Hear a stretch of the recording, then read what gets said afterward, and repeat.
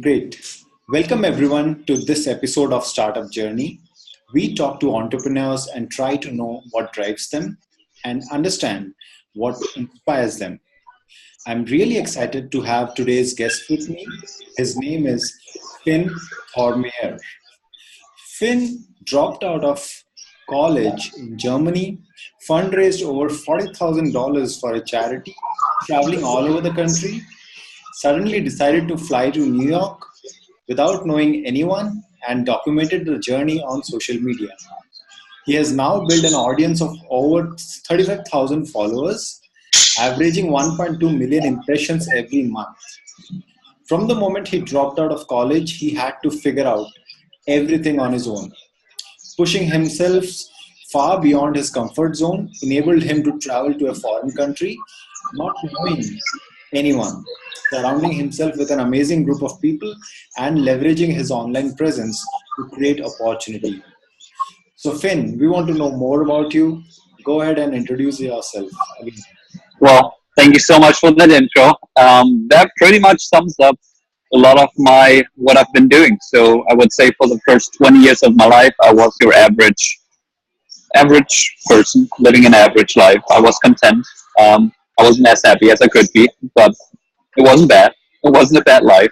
I was in college for 1.5 years, and basically my college life consisted of playing video games and watching YouTube videos. So not very productive. I spent the minimal amount of work to pass the exams, and that was my life. And there was just a point where I realized I could continue doing that, but that kind of would make me a douchebag if I just not live up to my potential. So I dropped out, started doing my own thing, started social media, built an audience there. As you said, just tried out different things, which meant I worked as a fundraiser for like 3 months, traveled all over the country. Then randomly decided to fly to New York, and since then just been exposed to so many amazing people doing amazing stuff, and that kind of exposed me to opportunity. And I've been doing different stuff, been taking LinkedIn more serious. I've helped other people grow on Instagram, social media in general. I help people establish personal brands on LinkedIn.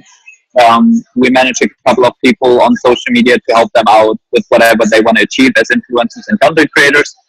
And it's just an awesome journey since then. Like just figuring myself out and what I actually want to do. So now I'm in New York. Great. Finn, nobody enters entrepreneurship without a very strong drive. So, tell us about that. What pushed you? What was your thought process when you started off initially? That hey, I don't want to follow what others are doing. I just want to have my own identity and do what I feel Yeah, like doing and make a business out of it. Tell us yeah, what, how did you explore that territory? yeah. So I never chose to be an entrepreneur, I would say. I just chose to figure out what I actually want to do and not what other people expect me to do, which is a massive difference that many people get wrong. They think they know what they want to do, but it's actually just what society and their parents and their friends tell them, and tell them what they should be doing. And for me, that realization really was like a one, like in epiphany moment. And the thought process for me, and I'm still getting back to it whenever I don't feel motivated, is that I realized that it's a choice for me to not be productive, and it's a choice for me to not try to live up to my potential. Like in Germany, we have social security, right? So I could literally spend my day playing video games, watching YouTube videos, not doing anything, and be good because I get money from the state. Like I can choose to like make that my life, but I realized making that choice just would make me a douchebag because I have potential to help people and I choose to not do it, which is kind of a dick move. So that really was for me the thought process that made me like, okay, let me actually go out and figure out what I can really do, which I didn't know. And I still don't know. But I want to try out a lot of things. I just want to taste things, try out entrepreneurship, try out doing all these different businesses, try out doing social media, try out making videos, doing YouTube, doing LinkedIn, doing Instagram. Like, what am I actually good at? And then go from there and then say, like, okay, how do I leverage this to actually help people? Most of us are influenced by our surroundings, our parents, our friends, and they tell us whether to do do a certain thing or not. Their thoughts do affect our decision.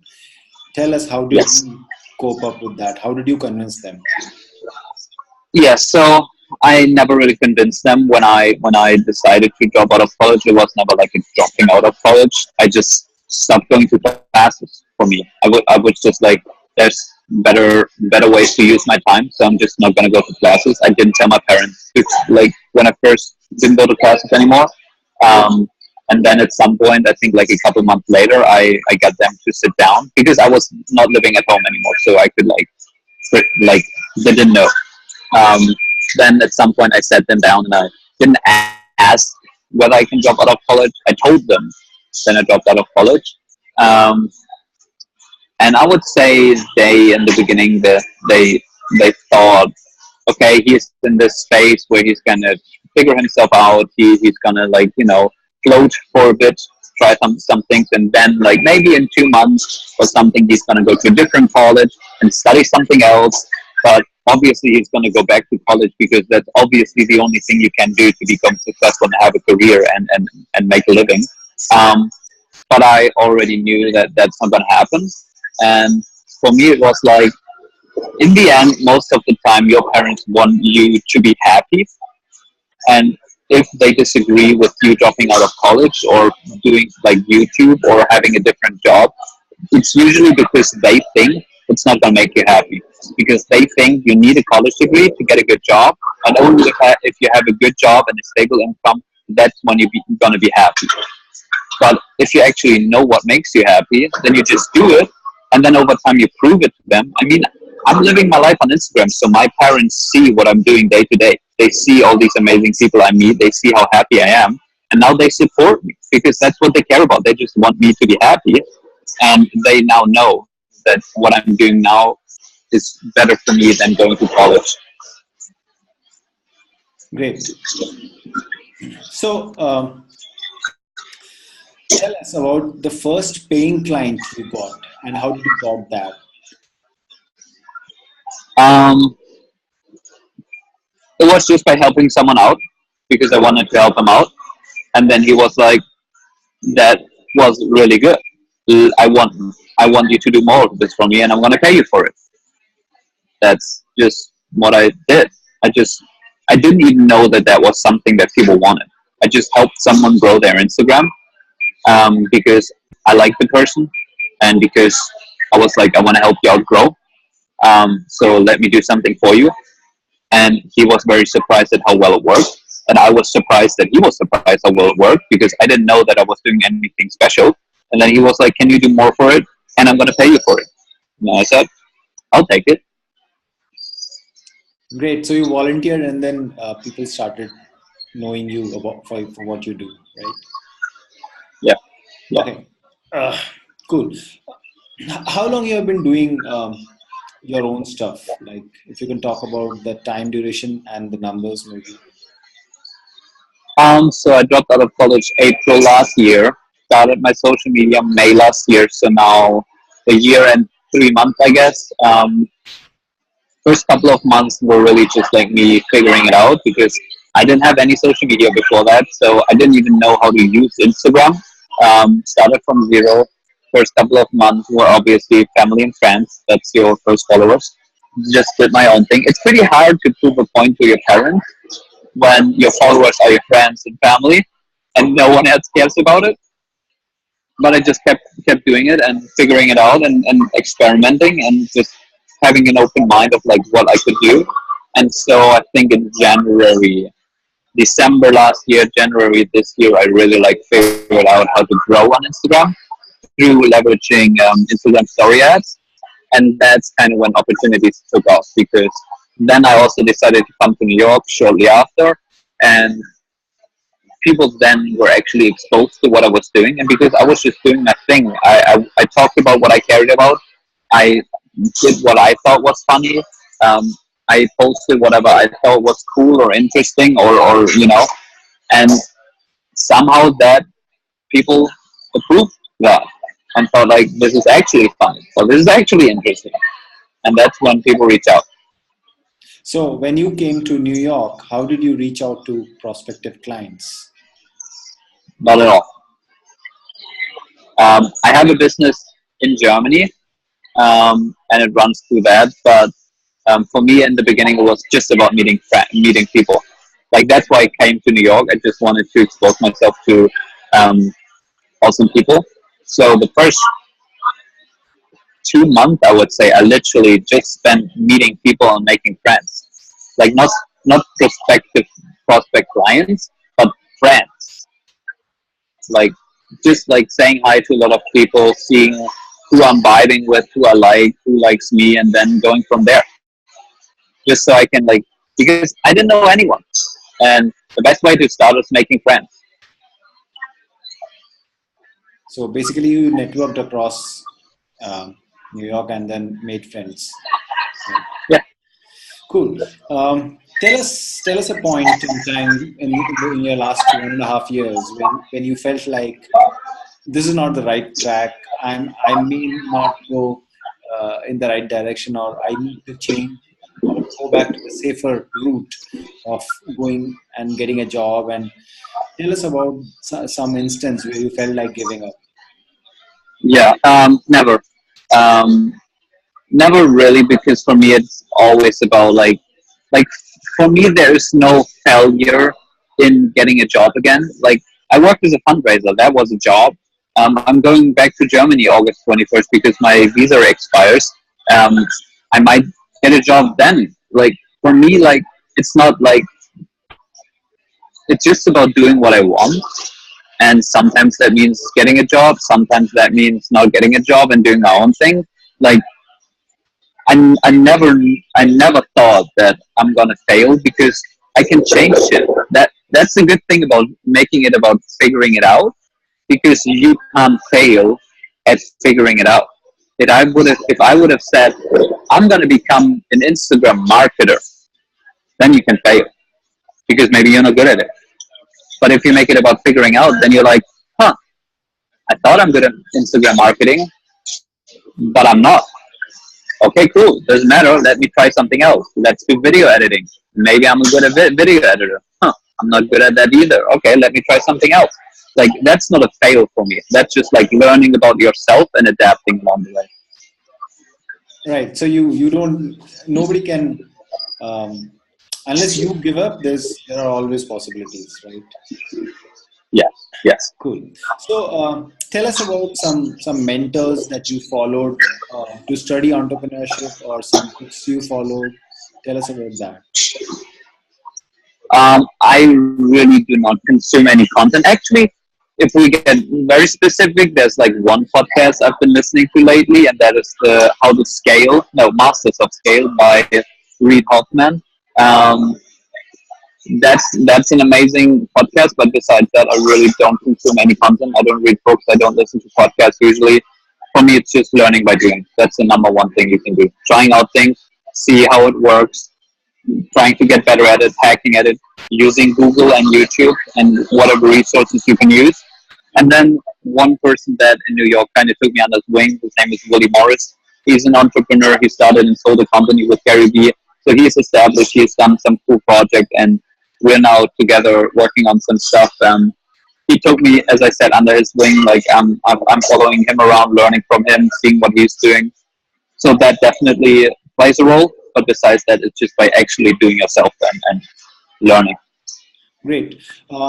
Finn, there are a lot of people of your age, students or youngsters, and they are just not doing very well in terms of motivation, or they are just depressed in life. They might have got some failures, or maybe problems in their professional life, personal life. What would you like to tell them, because they have almost lost hope? So I mean, tell us from your entrepreneurship journey, like Yeah, even they can become, build businesses, they can become brands themselves. So tell us about yeah. what message you have for them. Man, it's hard. I mean, For me, it was easy because I had that moment where I realized I had to believe in myself. That's the number one step. I don't know what I can tell a person to start believing in themselves. If if you base your self worth based on what other people think about you, you're always gonna fail because that's the standard you're gonna measure yourself upon. Like if whether what you're trying to do works out or not, it's based upon whether other people think it works out or not. That's a very bad position to be in. For me, it was never about that. So I I don't know. It's about like realizing how much time you have. It's about realizing how much fucking potential you have if you go after it, and it's about realizing how not how little other people's opinion matter. Like whether you think I'm doing a good job or whether my mom thinks I'm doing a good job doesn't fucking matter. Like, and once you get in that position, it's like then it's just keeping at it and adapting along the way. As I said, then you can't fail. Of course, like some things won't work out and some things don't succeed, but then you adapt and do something else, and it doesn't matter because you don't care about other people seeing you fail or whatever. It's hard. I wish I could like that's like one of the long term, that's like one of the goals I have because I know I had that epiphany moment where it's literally realizing that it's about me figuring out what I want to do and not what other people expect me to do. That one realization changed my life and changed the trajectory of my life. If I can figure out how I can reproduce that for people and make other people have that moment, well, then I have like the keys, you know? I haven't figured it out yet. So not everyone has that mental strength to say that I don't care what people think of me. Yeah. I mean, So I'm saying that, and obviously, I still care about what other people think to a degree. It's never like 100% or 0%. It's a scale. But I know that I care way less now than I used to. That's what I realized why I'm now good with meeting new people and doing stuff and going out and making connections and making friends. Because back in the day, it used to be that meeting a new person for me meant having one more opportunity to get judged. Like doing this with you back in the day, it would have meant for me this is an opportunity where he can judge me. Now I don't care. Like, that's why it's so much easier for me now to meet new people and be open to meet people I've never met before. Because if they don't like me, I'm fine with it. yeah, I mean that's the main reason people hesitate to come and meet strangers. Their fear of rejection, you know. So I think Yes, you have yes. overcome that, and that's why you are a star. Okay, cool. Tell me. So, is there any shortage of opportunity in this day and age? Like anybody who wants to make on his own, like you have built your own personal brand. If somebody else wants to do it, watching this right now, is there any shortage of opportunities today? Can you repeat the question? Is there shortage of opportunity or what's the opportunity or? Yeah, shortage of opportunities today. Is there a shortage of opportunities today? Like, Oh, no. There's an abundance of opportunity. There's more opportunity than there ever was before. Like now is the best time to do what. That's the power of like the internet because the internet gives you an audience of, and I think 4 billion people have access to the internet. 2 billion people are on Facebook, so you have access to 2 billion people, which means there's pretty much a market for anything. Like whatever your passion is and whatever your weird niche and interest is, there are still enough people where you can make a living out of that. Back in the day when you were living in a village of 2,000 people, and that were all the people that existed in your world, if you had a weird interest about selling painted stones, and there were only two of those people in that village who cared about painting stones, you don't have a business. Now you have 2 billion people. So no matter how small or interest or niche down your idea is, you can make a living out of that. yeah, and you can start off from anywhere in the world. You need not be at one particular place. So that's the Yeah, power of yeah, internet. Great. yeah. Finn, how do people reach out to you? It's at Thormeier on all social medias. FINNTHORMEIER. It's a long name. Maybe I should change it, but that's my name. Mostly on Instagram and LinkedIn. Those are my two main platforms if people want to say hi. Sure. And I believe you can be contacted for consulting and one-on-one coaching as well as speaking assignments. Yes. Yes, Okay. sir. Oh, cool. Thank you, Finn. It was very inspirational to understand your startup journey, and we wish you all the best. And I'm sure many people would get inspired watching you hear from you about your story. Thank you very much for sparing some Appreciate time it a with lot. us. Appreciate it. Have a good day. Thank you. Thanks. Bye.